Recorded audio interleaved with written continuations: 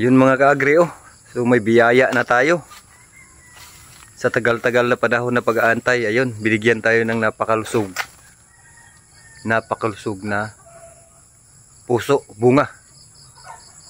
Saka napakababa po ng mga tanim natin dito banda. Ito yung tinamaan ng tag-init, tinamaan ng tag-ulan. So grabe ang suffer, pero na-survive natin mga kaagri. Dahil doon sa palaging pag-spray natin ng ating Pasgrow. Kahit saan dito sa Mindanao mga kaagri ngayon talagang nagsasuffer dahil doon sa sigatuka. Pero sa atin na protektahan natin, hindi man ganoon ka healthy talaga yung dahon dahil doon sa ulan talaga na walang tigil.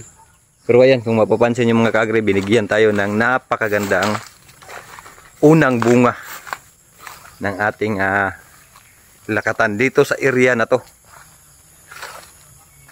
So ayan, at may kasunod na siyang follower mga kaagri. So yan yung sinasabi ko nga mga kaagri. Yan yung napakalaki. Yan yung sinasabi ko na lugmok tayo doon sa ating mga alagang baboy. So naubos yun. Higit 50 yung nadipap natin. So baliktarin natin yung camera. Kasi napakagandang bungad mga kaagri. Yan, abot na abot natin yung bunga. So blessing na blessing, napakasaya po natin ngayong umaga mga kaagri. Kasi nga pagdalaw natin dito sa area na to, ito yung high density. Sinasabi ko yung follower natin, ayan o, may nakasunod na, nakaambang follower isa. At saka nag-umpisa na siyang magbunga. So napakaganda rin ng presyo ngayon mga kaagri ng lakatan dito sa atin. So 50 pataas yung presyo dito kukunin sa area Hilaw. So yun ang kagandahan mga kaagri, kung magtanim tayo hindi tayo susuko. May mga failure tayong pinagdadaanan, may mga crop tayo paiba-iba. So maraming paraan sa farming. So babawi at babawi tayo. Kung mapila yung isa, babangon yung isa. Basta wag lang tayong sumuko. So napakagandang umaga mga kaagri yung ating binigay ng Panginoon blessing. So ito na yung binaliktad natin na subual mga kaagri. Oh, ayan na, tingnan natin. Dalawa yung tumubo. So, damuhan na lang yan. Pilian natin yan, lipat natin yung isa. Binaliktad natin na subual. So, binigyan tayo ng napakaganda, parang tesyo na binhi na tumubo. So yun, nakakatawa lang. Sarap balik-balikan. Unang bunga, napakagandang blessing po sa unang bunga ng ating area na to. Mahigit 1,000 tong tanim natin dito. 1 to. So mahigit medya or kalahating hektarya itong area na to. High density. So ito yung palaging sinasabi ko. Ayan o, binigyan tayo napakagandang bunga, napakalusog. So sobrang laking tulong po talaga ng Pasgrow na ating ginagamit. Kasi siya ang nag-survive nung tag-init, nung tag-ulan, siya pa rin. So hindi tayo gumagamit ng mabibigat na chemicals. Yun. At natutuwa lang talaga ako mga kaagri sa umaga na to. Dahil unti-unti na naman tayo nga binigyan ng pag-asa ng Panginoon. Makita lang natin yung malusog na bunga, napakasaya na po natin. Napakasimple lang po ng kasayahan natin. So high density ito mga kaagri, napakalapit na tanim. Pero nagbunga siya ng maganda. Tapos yung follower, napakaganda po ng cycle. So ngayon maya maya papunta na sila rito para mag-spray na naman ang ating foliar mga kaagri. Balikan ko yun mga kaagri. Balikan natin yung bunga na yun. Hindi ako maka-move on sa tuwa.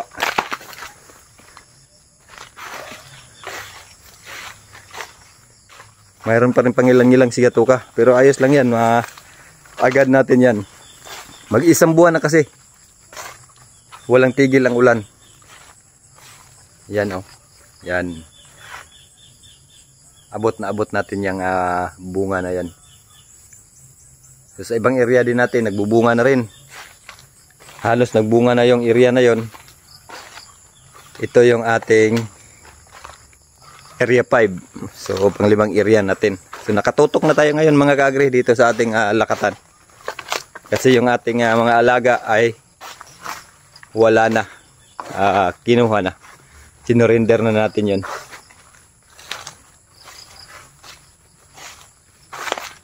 So yan, wag lang tayong sumuko.